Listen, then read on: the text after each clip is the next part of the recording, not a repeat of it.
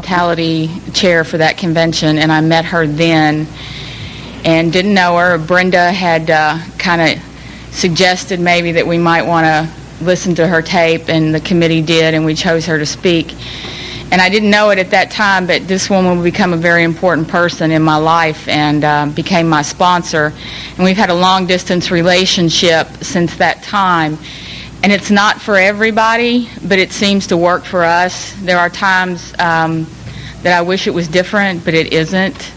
And I've accepted that, and I have a tremendous amount of respect for her.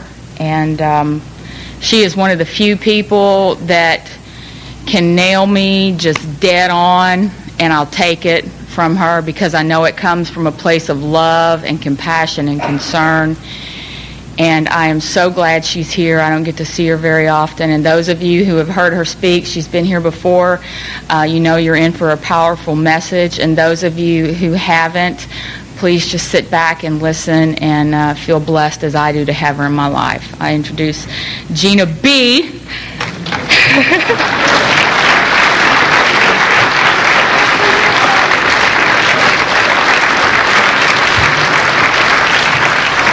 I didn't realize this didn't have anything It's situated. okay. Not a problem. Thank you. Hi, family. I'm an addict named Gina. Can you all really hear me? Okay. Because I talk loud anyway.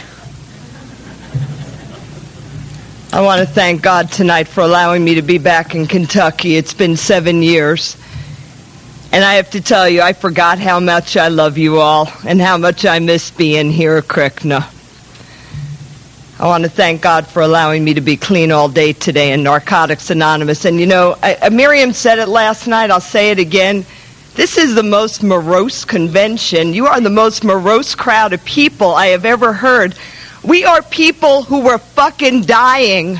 We were people who were not going to make it another day. We are people that society gave up on. We are clean. We are living happy, productive lives. Thanks to the 12 steps of Narcotics Anonymous.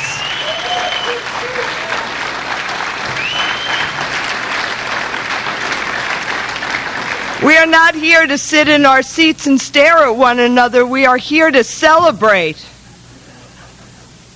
Make some noise. It's a convention. Enjoy it. Soak it up. Suck it up. Take it with you. Because the 12 steps go with us in our pocket wherever we go. The hour and a half that we spend in a meeting is not the proof of our recovery. The proof of our recovery is the other 22 and a half that we spend out there. To the people of Paducah, to the people of JR's Executive Inn, to the people in the shops here in the restaurants, for all of you who thought that you got out of doing service your entire recovery, congratulations. This weekend you joined Public Information. Whether you know it or not. Because to the people of Paducah, you are Narcotics Anonymous.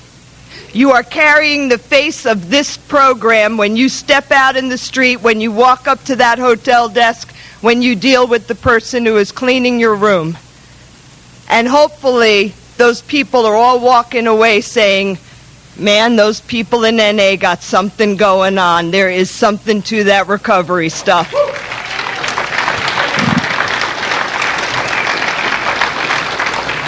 I want to thank Kentuckiana for asking me back. I don't know if I should do this and get it over with because I'll probably end up bawling, which is okay. But, you know, the first time ever that God asked me to serve him by carrying his message from a podium, I was doing the Sunday morning meeting at Serenity Fest in Myrtle Beach, South Carolina. And when I went there, I met the Saturday night speaker, and she told me that she was from Paducah, Kentucky. And in my typical New York arrogance, I thought, where the fuck is Paducah, Kentucky? And do they really have any addicts there?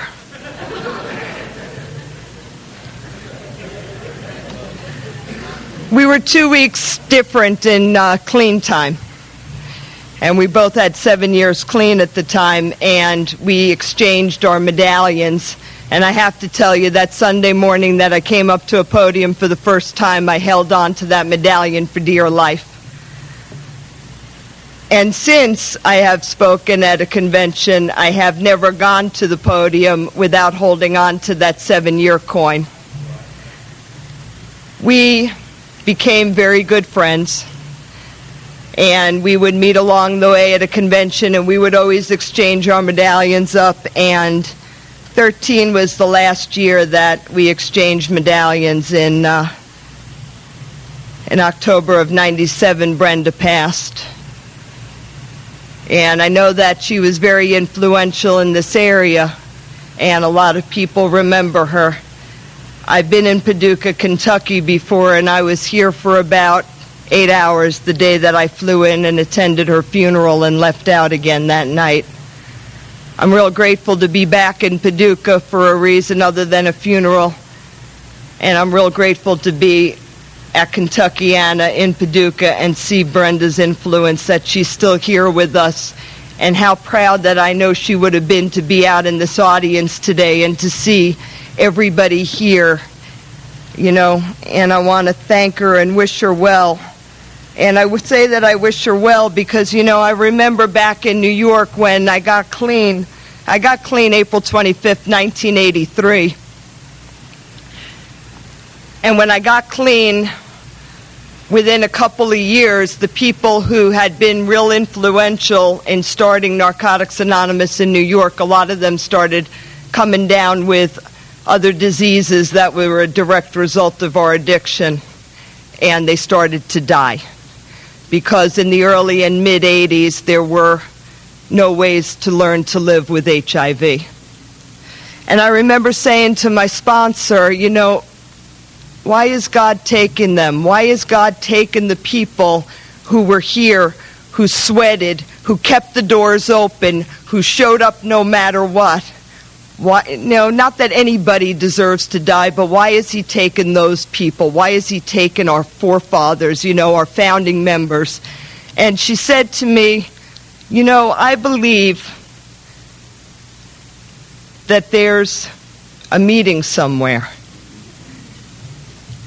And those people are going because they are the ones who got it off the ground. They're the ones who know how to open the doors. They're the ones who know how to get the coffee pot started. They're the ones who know how to greet the newcomer at the door and welcome them in. And so they're the ones who are starting the meeting. So one day when I leave here, I'm going to pass from where I am, and I'm going to go just to another set of my people somewhere else. So Brenda, thank you for keeping the coffee pot open, because I know my day is going to come when hopefully I have a chair at that meeting. And I thank you very much for putting Paducah, Kentucky in my heart and on the map for me. So I said I got here in 1983, and I got to tell you, I did not come to Narcotics Anonymous because I wanted to stop using. I didn't come here because I thought I had a problem with drugs. I didn't come here because I thought my life could get better if I came to meetings. I came to Narcotics Anonymous for one real simple reason. I had no place else left to go. And a lot of us who come here, this is the last stop on the block for us. If you hadn't welcomed me, if you hadn't kept the door open, if you hadn't hugged me, sometimes I see today when we're here for a while, and I know that I catch myself being guilty of it too, saying, if the newcomer wants it that badly, they can come and ask me for my number. I got to be honest with you, I did not have the courage to come and ask you for your phone number. I did not have the courage to ask you if I could call you. I didn't have the courage to ask you if you would sponsor me. I sat in meetings for 6 months and I would not get up and get a cup of coffee. I did not want to walk across that room and have you look at me. I was somebody who was so broken by the time that I got here that I had felt rejected my whole life so badly that I was not going to give you the opportunity to reject me one more time. And I remember the women who came up to me and said, "Give me your phone number and here's mine." And they called me because they saw that I didn't have it to call them. They saw that I didn't feel accepted, and they knew that I didn't feel a part of. I don't know why I kept coming back other than I didn't have any other place to come to. When I got clean, I was 20 years old, and I got to tell you, I met a lot of young people today, and it's wonderful to see young people in recovery. And when I got here, you know, people look like me, and I got to tell you, I stayed here long enough to become a middle-aged broad. And I'm okay with that today. I really am. But, you know, for anybody who's young, who's coming in and looking around and thinking, there's a whole bunch of middle-aged people in here, I don't belong here.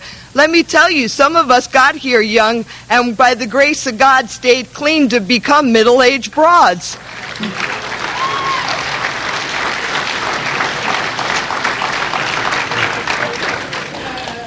Getting older isn't always easy. You know what? There's parts on me that used to be up that now are down, and gravity's taken the best of it. And any of you women who started menopause, you know how much fun that is.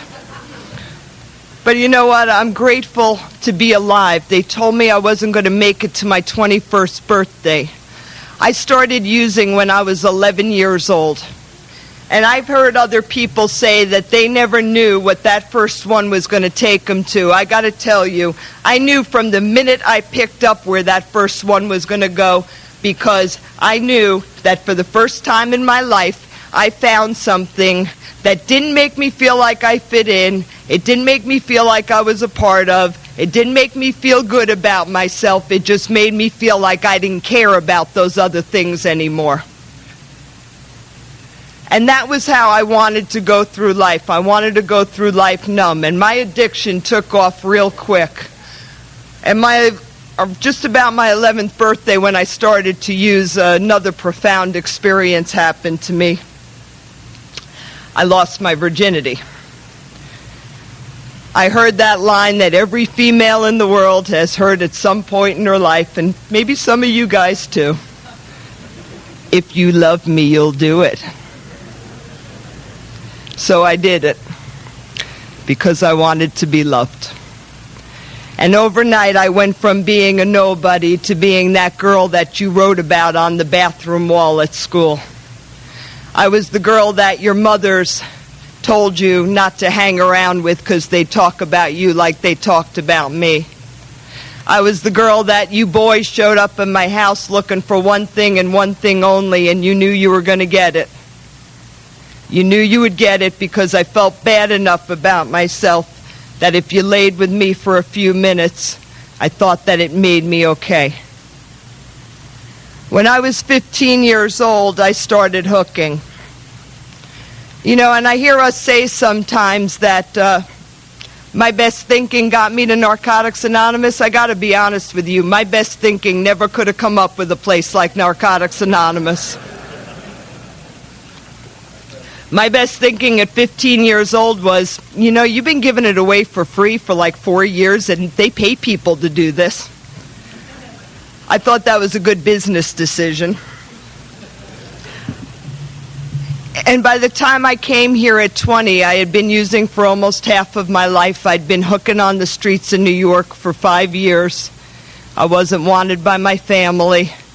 I had never been arrested. I don't know still to this day how I hadn't been arrested. But my institution of choice was the place where they locked you up on the flight deck and stuck the paper slippers on your feet and shot you full of Thorazine, and you just kind of shuffled up and down the hallway. And I did the flight decks for a number of years, and I got to tell you, I never got locked up for being crazy. I always got locked up for acting crazy.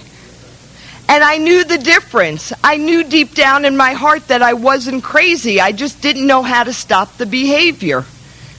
And finally, you know, New York did not have Narcotics Anonymous for a very long time. We had something that an old governor of ours had started. He had enacted a law called the Rockefeller Laws. And good old Governor Rockefeller made it illegal for 2 or more addicts to congregate. So Narcotics Anonymous was theoretically illegal in the state of New York. And it wasn't until mid-1981 that underground a couple of meetings started.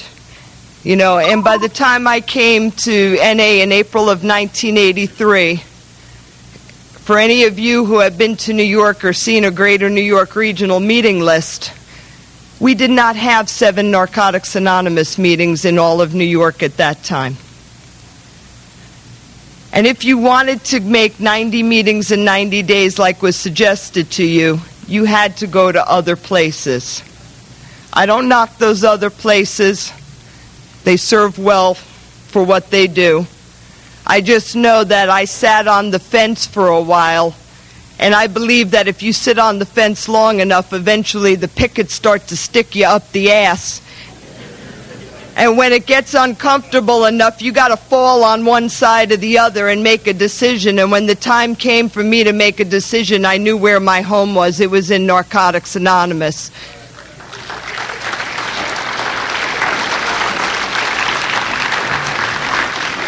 The Greater New York region today has over 1,200 meetings a week. And I am grateful to tell you that I don't have to go anyplace else for my recovery but NA. But when I got here, I did everything that you told me not to do. And I don't suggest to anybody that you recover this way, but this is my story. You told me to sit up front. I sat in the back. You told me, come early, leave late, so I came late and I left early. You told me to stick with the women, so I stuck with the men. I mean, people, this is what newcomers do. And we forget that sometimes. I had just come off of 5 years of prostitution. I didn't come into the rooms of Narcotics Anonymous and in a couple of days figure out who I was and get in touch with myself. I came into meetings with skirts that barely covered my ass, fishnet stockings, and spike heels. This is who I was. And I did what I had done in here. And it was only through your love of taking me by the hand and telling me you don't have to live that way today. Because you see, I do believe what it says in the basic text that we are each other's eyes and ears. But I got to tell you, when you're seeing me do something unspiritual, I don't grow because you walk out of the meeting into the parking lot and tell somebody else what I'm doing. I only grow from those of you who have loved me enough to be honest enough with me to pull my covers and tell me the truth. And when we sit in meetings and we hear people say to each other, well, don't take my inventory, I got to tell you, God damn it, take my inventory. Take it. You know that line in the first step in the basic text where it talks about we rationalize the most outrageous sort of nonsense? I still have the ability to rationalize the most outrageous sort of nonsense, and I need to be pulled on it. And I am grateful that when the student was finally ready, the teacher appeared, because I spent a long time in here, not a long time, I spent about 4.5, 5 months without a sponsor. Let me tell you why I didn't have a sponsor. We tell people to get a sponsor, but we don't always tell them what a sponsor is. We just tell them they should get one. So being a very intelligent addict, I don't know if you know I'm intelligent, so I'll tell you I am. And because I'm intelligent, I don't need to ask questions. I can just figure shit out for myself. So you told me to get a sponsor, and I knew what that was. A sponsor was like when you wanted to join the union or get into the country club, you needed someone who was in there already to sponsor you to member. So when you said to me, well, Gina, do you have a sponsor? I said, yeah, of course I do. I didn't want you to think I walked in here on my own and nobody sponsored me to be a member. Well, it took a number of months of listening to figure out what a sponsor actually was so that I could go and get one. There aren't any stupid questions in Narcotics Anonymous. The only dumb one is the one that you don't ask and it just might kill you. So when the student was ready, the teacher appeared. I got my sponsor in October of 1983. And I'm very, very honored and grateful to tell you that she is still my sponsor today.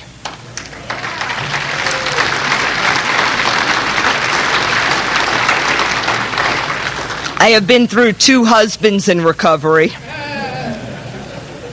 And I'm still with my sponsor. She is the longest continuous relationship that I have had in my whole entire life. And she is the woman still today that I most want to be like when I grow up. And I absolutely love her. And any of you who know my sponsor or who have ever heard Fran share know that God sent me exactly what I needed. She did not give me suggestions because she knew that I would not take a suggestion, so she gave me orders. And that was what I needed to do. I needed to get that, and she wasn't easy. And I came in, I had spent a lot of years on the flight deck, and I'd spent a whole lot of years with professionals. And I started talking to her about, all the things that the professionals had told me. And, well, maybe I need to come up with a 6-month plan. She said, good, you could start with picking up the chairs. There was no kinder, gentler Narcotics Anonymous. And I did not need somebody who was going to let me get away with anything. I'm going to tell you, Fran's had a number of strokes in the past couple of years, and her short-term memory is shot to shit. You call her and ask her what she had for breakfast, and she has no clue. But I'll talk to her about something, and she'll say to me, gee, isn't that just like, da-da-da? And I say to her, Fran, that was 1989. And she says, well, guess what? It's 2006 and you're doing it again. And that's a whole bunch of old cliche bullshit that we run on ourselves about, well, I'm engaging in old behavior. Well, check it out. If you're doing it now, it ain't old.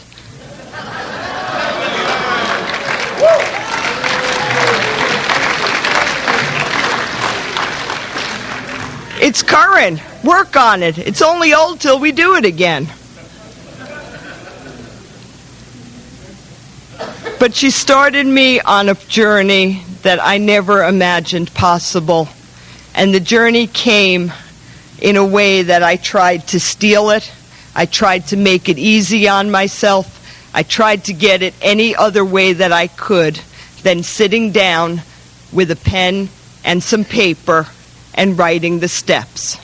And once upon a time in here, we used to say, work the steps or die, motherfucker. And they don't say that anymore, and maybe because it's kind of crude, so excuse me, but the reality is that we work the steps or we die. Because all of the easier, softer ways that I tried to think that if I memorized the text up and down, and if I went to service meetings knowing Robert's Rules of Order better than any of the rest of you, and all of the sponsees that I had around me, and all of the people with clean time that I hung around with, what happened is that at 5 years clean, I found myself being very socially acceptable and wanting to blow my brains out. And that's the reality. Because recovery is an inside job. And no matter how much I tried from the outside to look like I was doing okay, at 5 years clean, I had gotten married, and we had a house, and we had a little bit of money in the bank, and things were looking okay from the outside. But I hadn't sat down and done the work to come up with what was inside of me that still hurt. You know what? There were times that I was still a 4-year-old kid whose father walked out on her. And it needed to get past all of that pain and all of the hurt, and remembering the boys throwing me in the mud puddle, and the kids talking about me, and the girls calling my mother up and telling them, your daughter's a whore. And I had to get past all of that shit, because I realized today that I am almost 44 years old, and my happiness is my responsibility, and I can't blame my mother anymore for not breastfeeding me. It doesn't carry.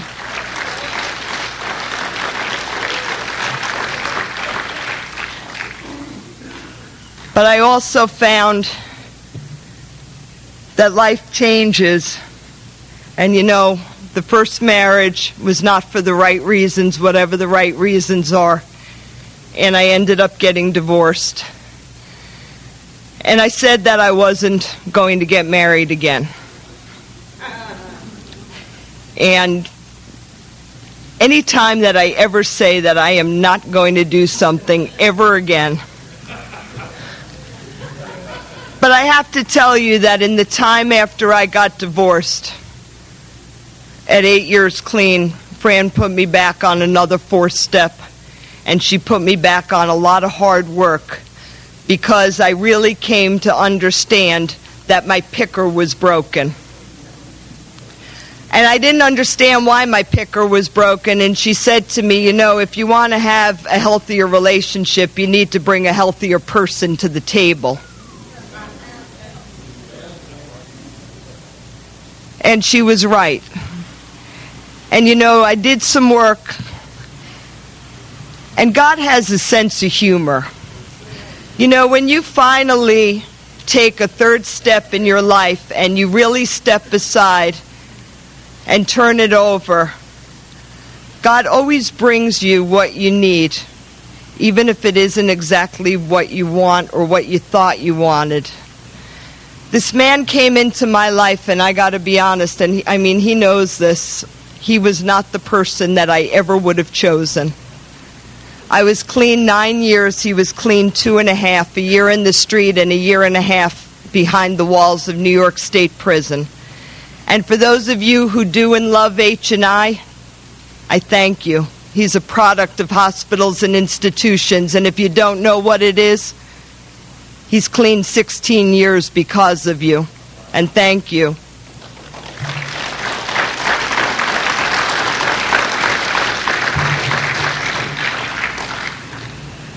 I'm with my husband today for 14 years. I don't know if that impresses you, but I got to tell you, it impresses the shit out of me. But more than that, I've been monogamous for 14 years, which really impresses the shit out of me. And you know, not too long after we got together, before we got married, you know, recovery is wonderful, but life has some pain along the way. And this is just the way that life is. And, you know, my sponsor always explained to me that when we come in here, you know, I'm so self-centered that I think that because I got clean, the sun should always shine. Every day should be perfect. There should be a parade in my honor.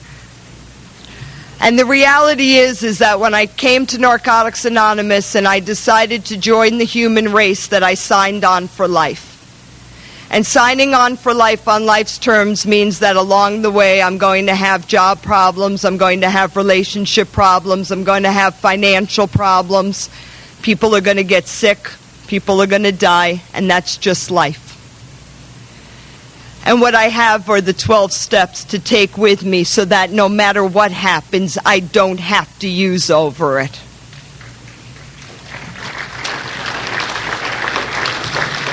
So in 1993, I found myself pregnant. And when I got over the surprise, I was very excited. And I went to the doctor, and I saw my belly start to grow, and I heard a little heartbeat, and I was going into my 5th month, and I went into the obstetrician's office for my regular appointment, and he put the stethoscope down on my stomach, and he moved it around, and he finally looked at me, and he shook his head, and he said, "I'm sorry, you don't have a heartbeat. Your baby's dead."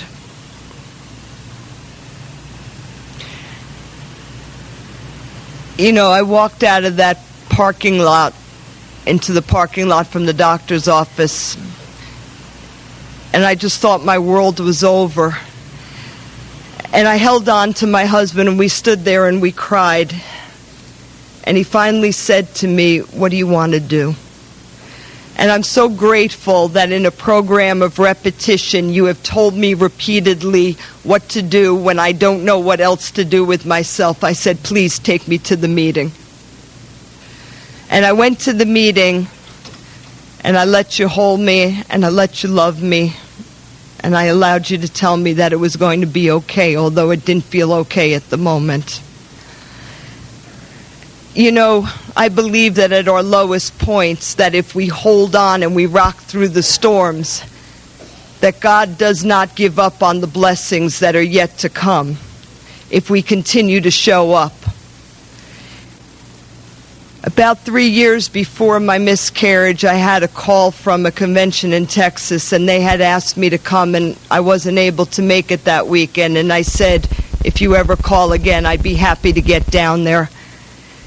And when I got home from the meeting that night, 3 years later on that night, that convention in Texas had called again asking me to come down.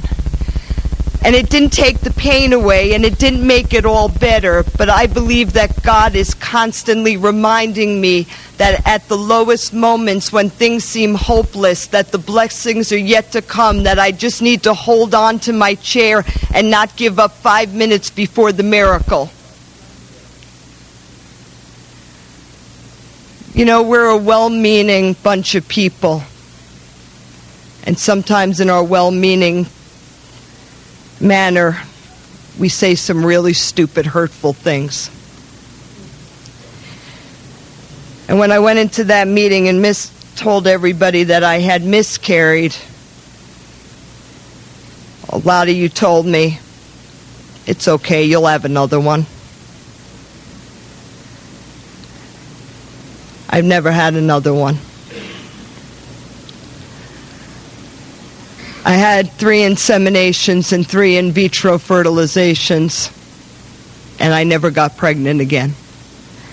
And the doctors finally told me that it was time to stop and accept that I was never going to have biological children. And I have never felt so worthless, useless, and defective as a human being to know that the parts that God and nature gave me and intended my body to do were never going to do that. And I was so angry with God. And my sponsor said to me, you know, do you want to be pregnant or do you want to be a mom? And I said, I don't know. Why? And she said, well, if you want to be a mom, there's other ways you can be a mom, you know. And I sat down and I did some writing, and I realized that once again in my recovery, I had come to a pissing contest with God.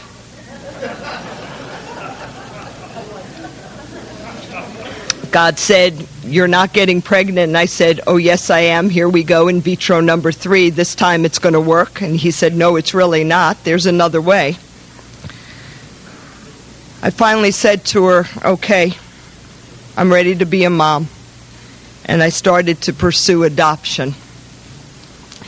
I went to see an adoption attorney, and he said to me, it's about a year or a year and a half process. And I went home and I took all his papers and I threw them on the counter because I want when I want it. And I said, thank you, God, for another brick wall.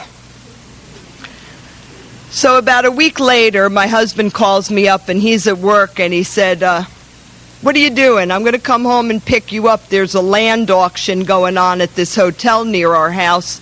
I want to go over and check it out. I said, what do you want to go to a land auction for? He said, oh, come on, it's going to be fun. So we go over to this land auction, and we walk in there, and they've got those red velvet ropes up, you know, and they look at me and they say, where's your certified check? And I said, what certified check? They said, well, you can't come in here without a certified check. Now, mind you, I don't even know what I'm doing here, but God damn it, don't tell an addict you're not coming in.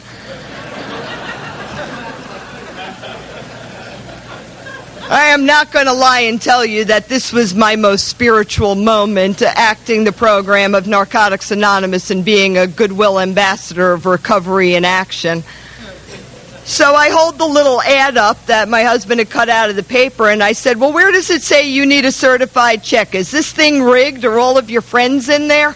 And I'm making enough noise about calling the New York State Attorney General that finally the man pulls the red velvet aside and says very quietly, why don't you go in and sit down? So I go in and I sit down, and they're auctioning off one piece of land, two pieces of land, and the third piece of land comes up, and I see my husband across the room going like this with his hand, and I'm looking at him like, what the hell are you doing?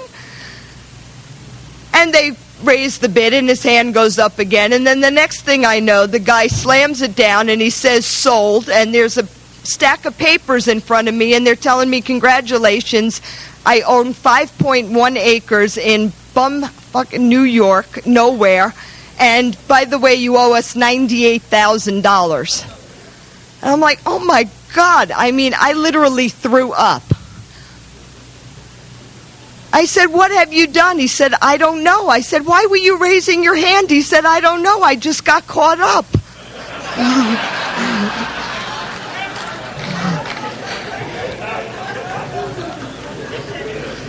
So my worst character defect, that I have to be honest, it was only when I turned 21 in this fellowship that I started to have an inkling of a desire to work on it, is procrastination.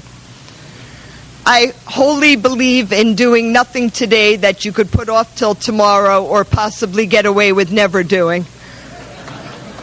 So I have a bad habit of making plans and not telling anybody about it. So my husband bought me this chalkboard, and I'm supposed to write all our plans down, so now I just don't write them on the chalkboard. So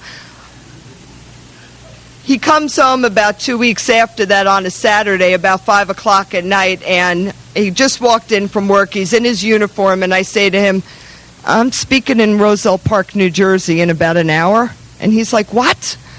I said, yeah, I'm supposed to be speaking at the speaker jam in like an hour. God damn it, you never write anything on the board. We never know where we're supposed to be. And we get in the car, and we're going down the Garden State Parkway in New Jersey, and he is cussing me the whole way there.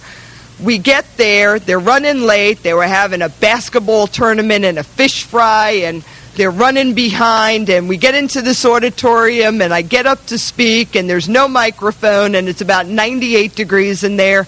And everybody's tired, and they're running out the door. I can't tell you. They were knocking each other over to get out the door. And I'm thinking, God, why am I here? For the first time, I said from a podium that we had just begun to pursue adoption. And a man I had never seen before walked up to my husband and said, there's a young addict in our area who just came out of treatment, who's pregnant, and she's looking to place the baby. Can I give her your number? I tried to get pregnant for 7 years. 19 days after making the decision to adopt, I was introduced to my son's birth mother. As if God were telling me all along, when you're ready to let go and you're ready to do it my way, I've got everything worked out. I have all the plans in place. You just need to surrender. Once again, my son is 5 years old today, and he is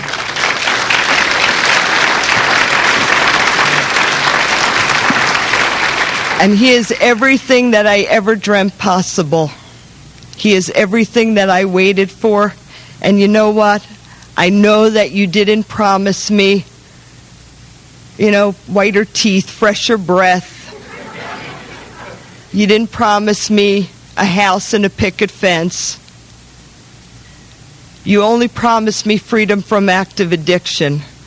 But what you have given me, I can never, ever repay you for. And Debbie always tells me that I never, ever tell. Okay, so what was the point of all that land story? When I met my son's birth mother and I called the attorney back, the attorney said, this is going to cost you about $25,000 or $30,000. And I said, okay. I said, David, what are we going to do? He said, we're going to sell the land. And we put the land up for sale. And we got an offer that was a little under. And then a week later we got an offer that was a little over.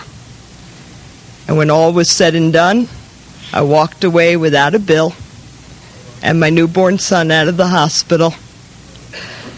And if you think on my best day that I ever could have put that series of events into action the way that it worked and the way that it went down, on my best day, I never could have pulled that off.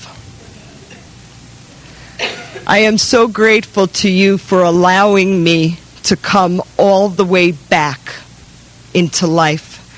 I am so grateful to have people in my life like my sponsee Debbie, like Mike, the people that I have known here for years and into my second decade, because I don't know if you're the kind of addict that I am, but if you are, then you'll know that if I drank with you in the bar for an hour, you were the very best friend I ever had in my whole life, and I meant it with my heart.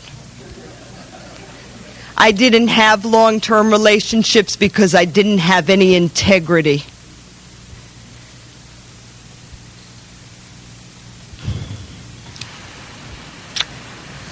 I'm only going to talk about one thing, which is something that's become a real big part of my life, and it's changed my recovery very profoundly.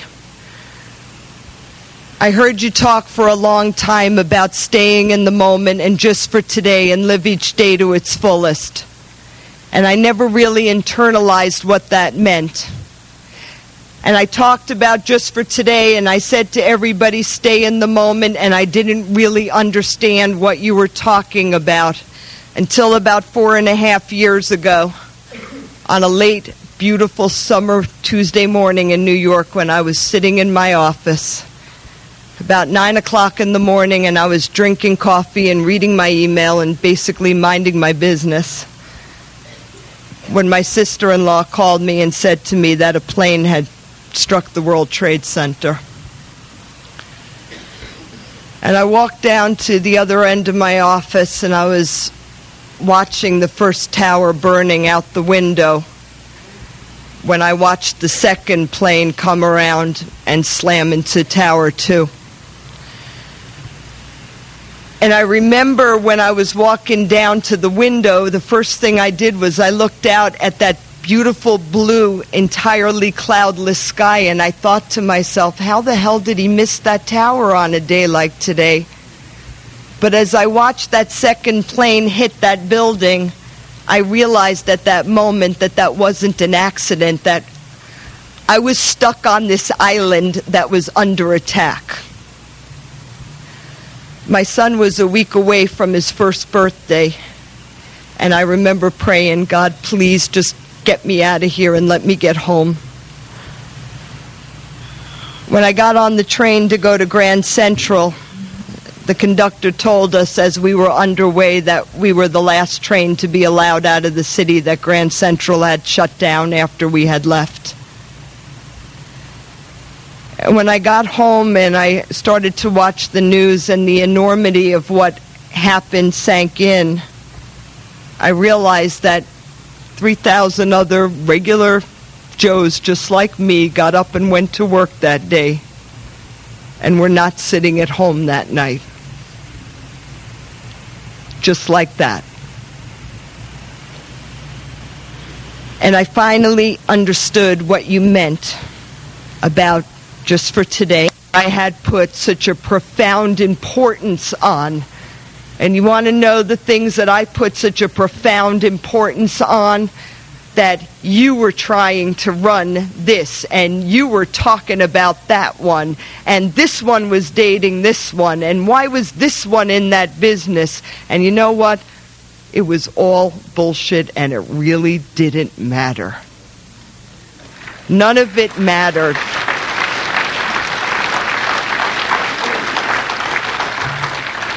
What mattered was showing up and being okay today, that I don't need to put that front on that I felt I needed to put on for you for a lot of years. I am okay today to stand in front of you and to be vulnerable and to tell you that today I truly want to be a kind, loving, and gentle woman. And I don't want to just act like that to your face and stab you behind your back when you turn around. Because we are each other's eyes and ears. And no matter what I say in a meeting, no matter what I say to you on the phone, no matter what I say to you at the podium, if I walk away and do anything contrary to what just came out of my mouth, anything that I said just went out the window. I know how to talk the talk. I don't want to talk the talk today. I want to walk the walk.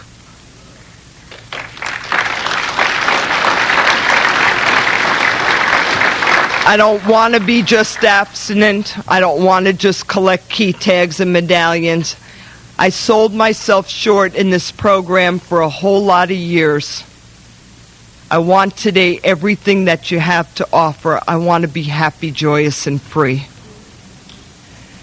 And you have allowed me to do that. The greatest gift that recovery has given me has been the ability to put my head down on the pillow at night and close my eyes and go to sleep without having to listen to the committee that meets inside of my head and talks to me in my own voice and tells me that I'm worthless, I'm useless, I will never make it, and why am I even bother trying? I am grateful to Narcotics Anonymous. I am a proud member of this fellowship. My home group for anybody who is ever coming through Katona, New York, is Tuesday nights at 7:45. We are the when at the end of the road meeting. We are a rotating step meeting. And I find it real important to tell you that I do have a home group, because otherwise I am homeless in Narcotics Anonymous.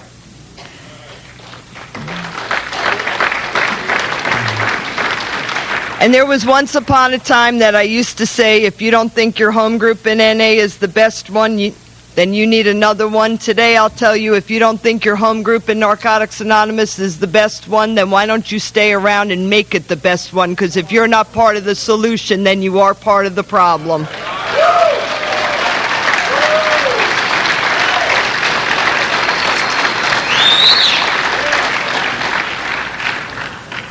My gratitude to Kentuckiana, my gratitude to God, first and foremost. How blessed I am to be able to meet up with old friends and make some new ones. There are no strangers in NA. The only strangers in here are the friends I have yet to meet.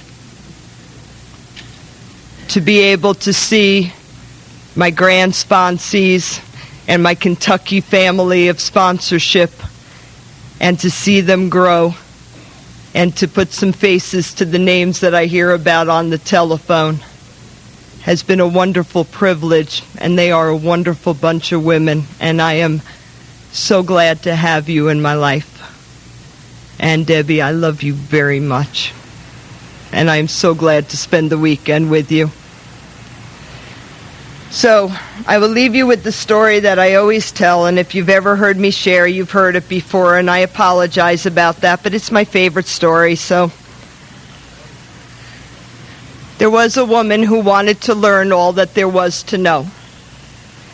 So she found a guru, and she went up into the mountain, and he gave her a pile of books, and he said to her, "You study and I'll be back." And he came in some days later, leaning on a heavy wooden cane, and he said to her, "Have you learned all that there is to know?" And she said, "No." And he picked up the cane and he whacked her over the head with it. So he came in the next day and he asked her the same question, and he got the same response, and he did the same thing. And this went on for some time. And one morning he came in and he said, "Have you learned all that there is to know?" And she said, "No." And he raised the cane to strike her, but she reached out in midair and she grabbed it before he could hit her. And she was scared. She didn't know what he was going to do. And he put the cane down and he looked at her and he smiled and he said, "Congratulations, you have learned all that you need to know. You have finally accepted that you will never learn everything that there is to know, and you've learned how to stop the pain."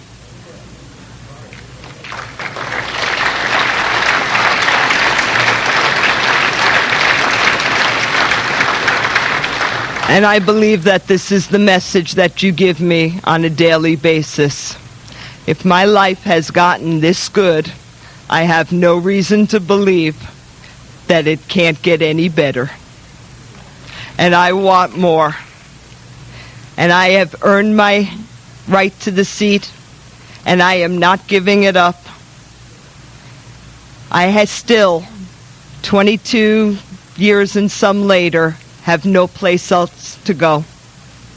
And I am so glad that no place else to go meant that I ended up in the rooms with you. And I thank you for everything. My gratitude to this fellowship and my gratitude to this region for having me. If nobody else has told you that they love you today, let me tell you, it is 8:45 at night. You better look who you're hanging out with.